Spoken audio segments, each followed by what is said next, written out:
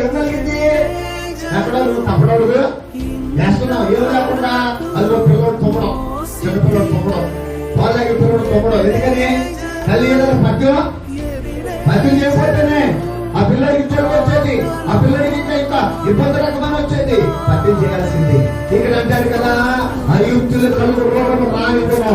అది సంవత్సరానికి మొదలుకొని సంవత్సరాంత వరకు ఆయన కలుగుతూ ఉండాలంటే, ఆరోగ్యంగా ఉండాలంటే, దేవుడు ఇదిగో నెల నెల కాపుదల ఉండాలంటే, నీకు నీ బిడ్డలకు క్షేమంగా ఉండాలంటే, దేవుడు నీకు ఇచ్చిన కాపుదల ఆయన సన్నిధిలో ఉండాలయ్యా. నువ్వు చేయాల్సిన పని అనుసరించు. దేవుడికి స్తోత్రం.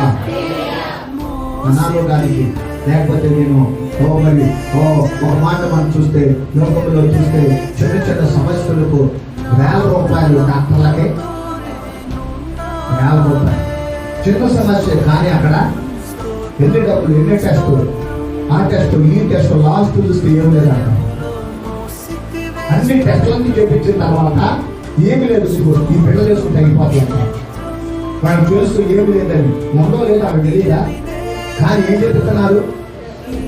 ధనాన్ని ఖర్చు పెట్టేస్తున్నారు, భయాన్ని పెట్టుతున్నారు, ఆందోళన పెట్టుతున్నారు, కలవరం పెట్టుతున్నారు. ఇవన్నింటిలో నుండి కాపుదల కావాలయ్యా అంటే ప్రభుని అనుసరించక తప్పదు. దేవుడికి స్తోత్రం.